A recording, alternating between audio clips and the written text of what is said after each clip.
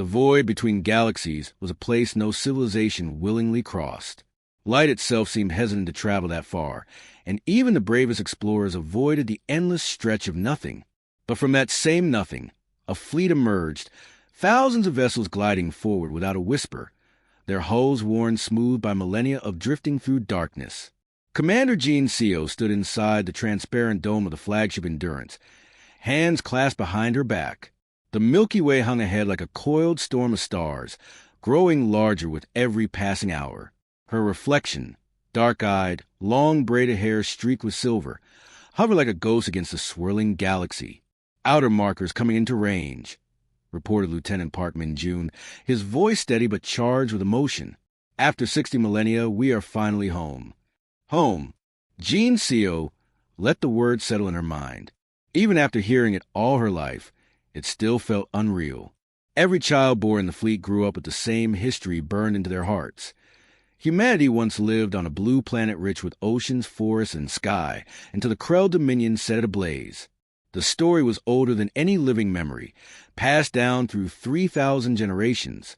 The Krell had arrived without negotiation or warning, their warships swallowing Earth's sky. Humanity resisted, and for that defiance, the Krell unleashed weapons that scorched continents, boiled oceans, and stripped the atmosphere away.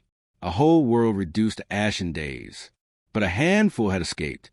5 generation ships, unfinished, untested, but desperate, launched into the black with only 50,000 survivors. Those ships fled not merely from the solar system, but beyond the galaxy itself, into the void no empire dared follow. For 60,000 years, humanity survived on those drifting arcs, reshaping themselves to fit a life with no planets, no sunlight, and no margin for error. Jean Seo had been raised on those stories. She had breathed them, trained for them, lived within their shadow. "Commander," Min-jun continued, "scout teams are transmitting intelligence from inside Krell territory. Compiling report. Display." The main screen shifted, revealing maps stitched from hundreds of covert scans. The Krell Dominion had expanded far beyond what the original survivors could have imagined. Thousands of star systems under their control, their borders deep and wide. Captain Hiwin, Jean Seo's second-in-command, leaned in. "Their power is greater than when they destroyed Earth. But their awareness is weaker," Jean Seo replied. "Look at their border density. Look at their fleet patterns. They're defending inward, not outward. They think nothing exists beyond their frontiers." Hiwin folded his arms. "Why would they assume otherwise? They believe we've been extinct for 60,000 years. They believe wrong." Jean Seo's voice was a calm blade. "They don't know what isolation forged us into. Humanity hadn't just survived in the void. They had adapted. Their lifespan stretched across centuries. Their bodies healed faster, required less, endured more. Their minds had been shaped by slow, generational thinking. Their technology became compact, efficient, and deadly, evolved without influence from any other civilization. The remnant fleet wasn't large because it could be. It was large because it had to be. "Transmit fleet-wide order," Jean Seo commanded. "Dark running protocols. No active emissions. No broadcast communications. We move unseen." "Yes, Commander." Jean Seo approached the dome once more. The Milky Way was no longer a distant shape. It was close enough to feel, to reach for. Somewhere inside that glittering storm was a small, murdered world. A world worth crossing a galaxy for. Hiwin stepped up beside her. "Does it ever trouble you?" he asked quietly. "Coming back like this? Preparing for what's ahead?" "Every day," she admitted. "Then why continue?" Jean Seo exhaled slowly. "Because memory demands it. Because justice demands it." "Revenge?" Hiwin asked. "Not revenge," she answered. "Revenge is selfish. What we seek is acknowledgement, accountability. The galaxy must learn that humanity was not a footnote." The fleet glided forward, silent, invisible, unstoppable. After 60,000 years in exile, the children of Earth were finally returning, and the galaxy had no idea what was coming. The capital world of Krell Dominion, Krell Prime, shimmered beneath its violet sky, like a monument built on arrogance. Towering spires of crystalline metal rose from the surface, linked by suspended walkways that glowed faintly with embedded energy veins. 50 billion Krell called a home, each one convinced they live at the center of an unbeatable empire. Yet inside the Hall of Conquest, Ambassador Vex Karn felt no pride. The chamber displayed the Dominion's greatest victories, memorials to species they had crushed. At the far end, in a quiet corner few visitors ever approached, floated a hologram of a small blue world. Earth, rotating slowly, labeled with a date, so ancient most Krell treated it like mythology. His assistant, a young official named Torvin, approached with casual indifference. Why study that fossil to battle? The humans disappeared before the Dominion learned to walk. That is precisely why it matters, Vex replied, never taking his eyes off the hologram. Tell me, what do you know of them? Torvin skimmed the plaque. Primitive, stubborn, refused our authority. Their destruction discouraged resistance in that era. He shrugged. End of story. No, Vex murmured. Read further. Torvin rolled his eyes, but did as instructed. As he read, his posture stiffened. They resisted even after their planet was vaporized. Orbital stations, lunar colonies, even asteroid shelters. They fought until nothing remained. For a people considered primitive, Vex said, they displayed abnormal resolve. Torvin frowned. So they were difficult. We won anyway. They've been dead for 60 millennia. Are you certain? Vex asked quietly. Torvin blinked at him. How could they survive? They lost their world. No resources. No colonies. No future. Vex didn't answer. He'd spent weeks studying ancient records because something in the newest reports, strange sensor echoes along the Dominion frontier, had unsettled him. Ships appearing briefly, vanishing just as quickly, movements too precise to be natural. Now he and Torvin hurried toward the Defense Council Tower, where 12 of the Dominion's highest commanders were gathering. At the head of the circular table sat Supreme Commander Star, a figure carved from discipline and pride. Ambassador Vex Karn, Star said with a strained smile, I trust this meeting will justify interrupting the council. Vex bowed slightly. If our recent border anomalies were simple smuggling or ghost readings, I would not be here. But they are coordinated, intelligent, purposeful. A hologram appeared above the table. Scattered reports, sensor spikes, brief silhouettes of unknown vessels. These sightings span thousands of light years. Vex continued. They appear, observe, then vanish. No recorded design matches these signatures. One commander waved a dismissive claw. Pirates. Possibly new technology. Nothing more. Pirates do not map military positions across half the Dominion, Vex countered. Nor do they avoid contact with absolute precision. Star's crest twitched, amused. You suggest these phantom ships are a threat? I suggest they may be human, Vex said. Silence. Then laughter rippled around the chamber. Impossible, a general scoffed. Humans died with their world. No, Vex corrected. Their planet died. Several large vessels left the system before annihilation. We assumed the void would finish what our weapon started. The Star leaned forward. Ambassador, are you proposing that a species with no world survived 60,000 years without detection and now returns with advanced ships? Yes, Vex said simply. That is precisely what I propose.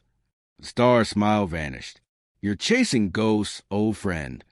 Then explain the sightings, Vex insisted. Explain why our frontier defenses detect them only seconds before they vanish. Explain why every report describes behavior consistent with reconnaissance. The room grew colder. Our empire has enjoyed peace for 10 millennia, Vex pressed. But peace breeds softness. For the first time in ages, we may face an enemy shaped entirely by hardship, not comfort. The Star's voice sharpened. Enough. The Dominion fears no enemy. Least of all a species we erased before we mastered interstellar travel. Vex regarded him sadly. That belief is why you refuse to see what stands before you. The meeting dissolved with irritation, not understanding. Hours later, alone in his office, Vex watched the incoming reports pile higher. He had failed to convince the council. But he wouldn't let the evidence be ignored. Humanity had not died. It had waited, and somewhere unseen, those waiting eyes were studying the Dominion, preparing.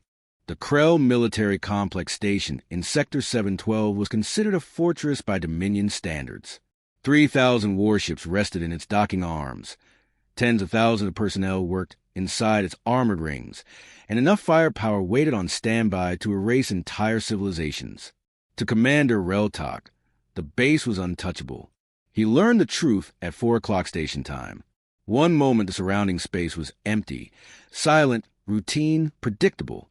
The next, darkness flickered, and an entire fleet materialized out of nothing, as though shadows had suddenly decided to take shape. Human ships. They appeared in perfect synchronization, their stealth sheets evaporating like mist.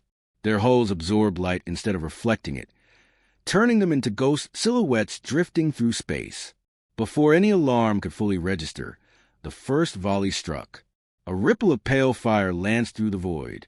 Krell shields, designed to resist weapons capable of cracking planets, collapsed instantly. Reltok stared at the tactical screens, watching defenses fall faster than reports could update. "What is that weapon?" An officer gasped. "Unclassified," another shouted. Unsurvivable, Reltok thought. Human energy pulses carved through the station's outer armor, as if it were soft clay. Docked warships erupted into silent blooms of light. The base's orbital batteries attempted to respond, but the attackers moved too quickly. Their formations shifted with inhuman precision, each ship sliding into a new angle the moment a weapon locked onto its prior position. "Launch all vessels." Reltok roared. "Get every ship in the air." One by one, Krell warships scrambled from their berths, engines firing as they tried to join the fight. They never formed a battle line. Human strike groups wove between them like hunters through tall grass, cutting engines, shearing hulls, detonating cores. Ships that had once conquered entire sectors fell in minutes. "Target them manually," a weapons chief cried. "Predictive tracking is useless." "Then fire everything," Reltok shouted. "Saturate the battlefield." Weapons discharged in a panic storm. Missiles, plasma streams, kinetic harpoons. Space shimmered with the chaos of 1,000 desperate shots. It changed nothing. Human vessels danced through it all, slipping between trajectories as if they knew the pattern of every weapon before it fired. Within 5 minutes, the pride of the sector lay dark or drifting, powerless and broken. Then the humans stopped shooting. Instead, landing craft detached from the fleet, sleek black vessels that glided toward the base like silent blades. "They're boarding us," Reltok whispered, dread knotting his abdomen. "Seal all compartments. Deploy security forces." Krell soldiers filled the corridors, bracing behind blast doors and barricades. They had trained for ground invasions. They had fought in numerous campaigns. But nothing prepared them for what stepped through the ruptured airlocks. Human soldiers wore adaptive armor, surfaces rippling like living metal. Their movements were fluid, unnatural, guided by neural links that let them act as one organism. They spoke little. They aimed without hesitation. Their weapons fired silent projectiles that tore through Krell armor as though it wasn't there. Corridor after corridor fell. Every attempt to regroup collapsed under relentless precision. Krell defenders fought bravely, but every tactic they tried had an answer waiting for it. 2 hours after the humans appeared, Sector 712 belonged to them. Commander Reltok stood trembling as human soldiers surrounded him. He waited for the end. Instead, a woman stepped forward, her helmet folding back to reveal a calm, dark-eyed face framed by black hair. "I am Captain Song Hygiene Human Remnant Fleet," she said evenly. "You are Commander Reltok?" "Yes," he forced out. If you're going to kill me, then do it." "No." Her tone carried no cruelty, no pleasure in victory, only purpose. "We take prisoners. Those who surrender will be treated by the laws of war." Reltok blinked. "Why?" "We wiped you out, your species." "You destroyed our planet," she corrected. "Not our people." She paused, voice steady as stone. "We lived in the dark for 60,000 years, Commander, and now we've returned." "Why?" he whispered. "After so long, why come back now?" Captain Hygiene activated a hologram, in the center of the command chamber. Earth appeared, first as it once had been, ocean shimmering, continents green and alive. Then it shifted to the scorched ruin the Krell left behind. "Because you expected us to vanish," she said. "But we don't vanish." Then she turned away, leaving the hologram running, beauty and ruin alternating endlessly. Across the Dominion, 11 other Krell bases fell the same night, and the galaxy awoke to a truth it had forgotten. Humanity had survived the void, and it was no longer the species the Krell remembered. Reports streamed into Krell Prime like a flood, each one worse than the last. 12 major military installations, obliterated or captured within a single night. Tens of thousands of soldiers missing, dead, or detained. Vast sections of the frontier stripped of defenses that had stood unchallenged for 10 millennia. For the first time in generations, the Dominion felt fear. Supreme Commander Star stared at the data feed with disbelief. "Mobilize the entire fleet," he ordered, his earlier arrogance gone. "Every available ship. Prepare for a full-scale counteroffensive." No one protested. No one dared. Across the city, however, Ambassador Vex Karn watched the reports with a different kind of dread. Not fear of the humans. Fear of what the Dominion would do in its panic. The humans weren't annihilating civilians. They weren't razing cities. They weren't committing genocide. Their strikes were surgical, deliberate, painfully restrained. It was vengeance with limits. Punishment with rules. Justice wrapped in fury. They were not Krell. Vex Karn replayed footage from one of the captured stations. Human soldiers moving with precision, never harming those who surrendered. Medical teams treating injured Krell alongside human personnel. Captain Hygiene refusing to kill a defenseless commander. This was not extermination. It was warning. He should have felt relief. But instead, he felt something heavier, responsibility. The Dominion had begun this ancient tragedy, and if someone didn't reach out now, it would end with devastation far greater than any past crime. He opened a channel to the outer defense stations, issuing orders the Council hadn't authorized. Stand down. Hold your fire unless directly threatened. Observe before reacting. He couldn't stop the war alone, but he could slow the spread of panic. Meanwhile, aboard the Endurance, Commander Jean Co stared at a small stone resting in her palm, a relic carried across 60,000 years, the last physical fragment of Earth that had traveled with the generation ships. Smooth from centuries of hands passing it down, the stone felt warm despite the cold steel of the room. Captain Hillen approached quietly. "Another message from the Dominion," he said. "Star is begging for a ceasefire. They offer reparations, territory, acknowledgement, almost anything." Jean Co didn't look up. "Almost anything," she repeated softly. "Except what matters." Hillen sighed. "We've won every battle for 3 weeks. Bases fall in minutes. Patrol fleets retreat without firing. You've given our people victories they've dreamt of since the dawn of our exile. Yet you look like you're attending a funeral. How am I supposed to feel?" Jean Co asked. "Triumph? Satisfaction? I carry the burden of 3,000 generations of grief. Hillen, I delivered justice, but all I feel is exhaustion." "You're not seeking glory," Hillen said gently. "You're seeking meaning. There's a difference." Before she could answer, the console chimed. "Commander," Lieutenant Min Jun said over comms. "Incoming transmission, personal channel. Sender identifies as Ambassador Vex Karn." Jean Co and Hillen exchanged glances. "Put him through," she ordered. A hologram flickered to life. Vex Karn, his expression grave yet respectful. "Commander Jean Co," he began, "I appreciate you accepting this call. I speak not as a representative of the Dominion, but as someone who has studied your people since this conflict began." Jean Co folded her arms. "Speak." "I've reviewed every scrap of our ancient records," Vex said. "What little survived our early arrogance. And one thing is clear. Humans fought with a tenacity we did not understand. That same spirit lives in you now." He hesitated. "But something else lives in you as well, mercy." Jean Co's voice sharpened. "You mistake restraint for forgiveness." "No," Vex replied. "I call it clarity. You've had endless chances to destroy us. You have the strength. But you haven't. You strike only military targets. You refuse to harm civilians. You accept surrenders. You even treat our wounded. He paused, letting the weight of his words settle. You are angry. You have every right to be. But you are not monsters. Gene Seo's jaw tightened. Earth's ashes say otherwise.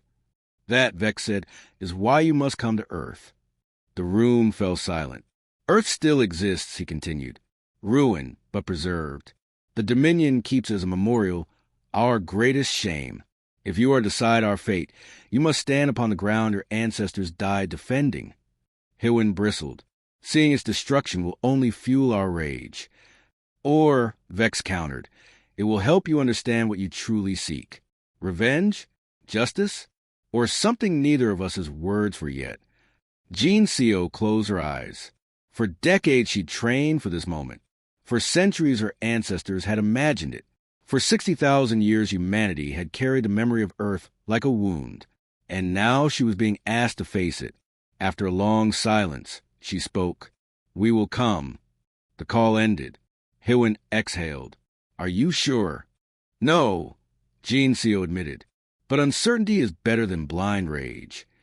She looked at the stone in her hand, imagining the billions who once lived beneath Earth's blue sky. Prepare the fleet, she said quietly. Next, we return to where everything ended, and where everything must begin again. The journey to Earth took 3 days, 3 painfully silent days. The fleet drifted through the inner systems in a formation tighter and more controlled than any military parade. Every ship, from scout skimmers to colossal carriers, held position as if afraid to breathe. But the silence wasn't tactical. It was emotional. Commander Gene Seo stood at the center of the Endurance's bridge, her gaze locked on the viewing screen as the solar system unfolded before them. First the drifting ice giants, then the massive storm belts of Jupiter, then the red dust of Mars, and finally, the world that had haunted humanity's dreams. A dead Earth. The planet came into view like a cracked stone, gray, scorched, and stripped bare. There were no clouds, no oceans, no green. Only the scars of ancient fire, still visible after 60,000 years. The land glowed faintly where the atmosphere had once boiled away. Behind Gene Seo, no one spoke. Even those who had never seen Earth alive felt the weight of its corpse. Atmospheric remnants detected. Lieutenant Min Jun said quietly, thin, toxic, radiation pockets remain.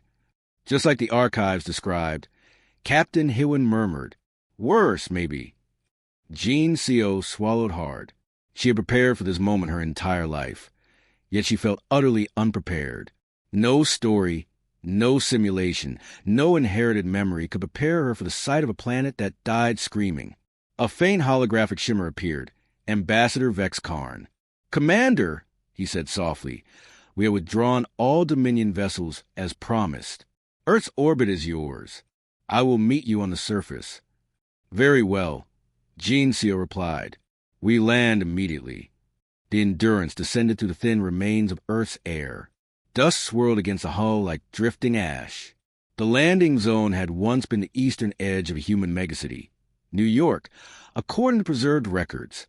Now it was a wasteland of fused stone and collapsed steel skeletons, half buried beneath 60 millennia of silence. As Gene Seo stepped out of the airlock, her boots touched Earth for the first time. It felt like touching a grave. Her breath caught in her throat. Even through her protective suit, she felt the weight of history settling around her. I'm home, she thought. A home she had never known. Behind her, officers and soldiers emerged. Some froze. Some fell to their knees. Some cried openly. Generations had dreamed of this moment. Generations had carried the memory of a world they never saw. Now they stood upon it, and it was dead. Nearby, a small Krell shuttle rested. Ambassador Vex Karn waited, his environmental suit marked with the symbol of diplomatic neutrality. He approached with slow, respectful steps. There's something you should see, he said. He led them to a structure unlike anything else in the wasteland. It rose from the ground like a crystalline bloom, an alien monument shimmering faintly. Inside, protected behind transparent fields, were artifacts recovered from Earth after its destruction. A painting of an ocean sunset, a bracelet belonging to a child, a fragment of a skyscraper support beam, a preserved leaf from a tree species extinct for 60,000 years. This place is called the Memorial of Shame. Vex said, "Our leaders are required to visit it, so they cannot forget what we did." Gene Co's voice was barely a whisper. "Why did you preserve these things?" "Because some among us believed wiping you from memory would be an even greater crime," Vex answered. "This monument was built so future generations would remember that we were monsters once." Hywin bristled. "Monsters? You still are." Vex didn't argue. He only gestured gently at the ruined horizon. "This is the consequence of our fear. We destroyed a world because we believed humanity would one day surpass us." "And we did," Gene Co said sharply. Vex nodded, "but not in the way our ancestors feared. You surpassed us in discipline, in restraint, in choosing justice over annihilation." He paused. "You could have killed billions by now, yet you haven't." Gene Co felt something inside her crack, a tension she had carried her entire life. "We didn't come to become what you once were." "Exactly," Vex said. "And that is why I believe humanity stands at a crossroads." Gene Co ran her gloved fingers along the crystalline case, holding a weathered book. Its pages were fragile, brown by time. Her voice trembled. "We survived 60,000 years in darkness for this world. Every breath our ancestors took, every sacrifice, every hardship was for the chance to stand here again." She looked at the dead sky. "But now that we're here, what comes next?" No one answered.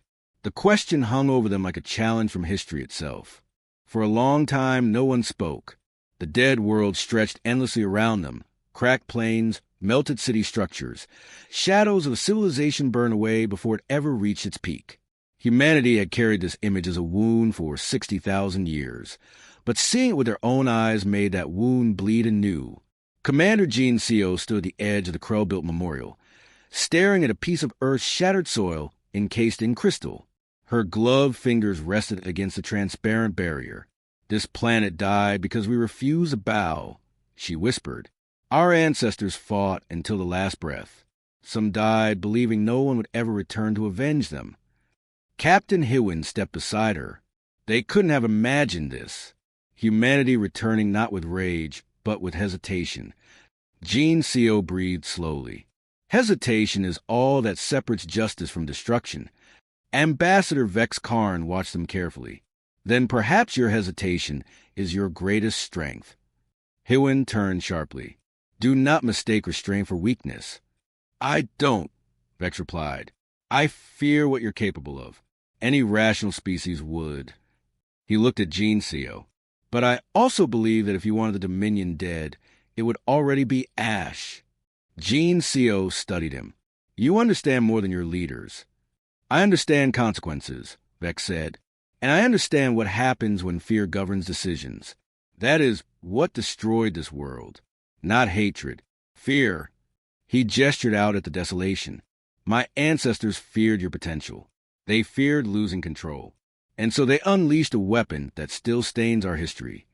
Gene Co turned away from him, looking at the horizon. "We rebuilt ourselves in that darkness. We became stronger, faster, smarter, not because we wanted to conquer, but because we had no choice." "And now you do have a choice," Vex said softly. Hywin stepped forward. "And what do you think we should choose? Mercy? Peace? After 60,000 years of suffering?" "Yes," Vex said, "because the alternative is becoming us." Those words struck harder than any weapon. Gene Co felt the truth of them settle like a weight in her chest. Her great-grandmother's warning echoed in her mind. Revenge is a poison. Even justice can be twisted by hate. She closed her eyes. When she opened them, she looked not at the ruin around her, but at the future she wanted for her people. Finally, she spoke. "Vex Karn, here is humanity's decision." The ambassador straightened. "You will acknowledge the genocide of our species. Publicly, officially, forever." Vex nodded without hesitation. "Done." "You will provide resources to help us begin restoring Earth," she continued. "Terraforming, atmosphere reconstruction, planetary engineering, whatever it takes." You have it, Vex said. You will withdraw from a sphere of 100 star systems around this region. These will become humanity's home territory as we rebuild. Agreed? And Gene added, there will be peace. Not temporary ceasefire. Not fragile truce. Peace, recognized by the Dominion and upheld by both sides. Vex bowed his head. We will honor it. Hilwin looked at Gene with a mixture of surprise and pride. Commander, are you certain? No, she admitted. But I am certain of what I don't want. She looked out at the scorched horizon. I don't want our first act upon returning home to be another genocide. Hilwin exhaled, eyes softening. Then justice it is. Vex stepped closer to the memorial, placing a clawed hand lightly on the crystal surface. Thank you, Commander. Perhaps this is the beginning of something neither of our species has ever attempted. A future built on survival, not fear. As the sun dipped behind the ruined skyline, humanity began its slow return to the surface. Shuttles descended in gentle arcs, carrying engineers, scientists, families, people who had never touched soil in their lives. On the ground, Gene knelt. She removed the small stone she had carried since childhood, the last piece of earth carried across the void, and pressed it gently into the soil. We're home, she whispered. We endured the dark. We came back, and we chose to be better. Behind her, the human remnant fleet filled the sky. Not as invaders returned to settle an old score, but as descendants returning to rebuild what was lost. The age of exile was over. The age of restoration had begun. And for the first time in 60,000 years, Earth felt the warmth of its children again.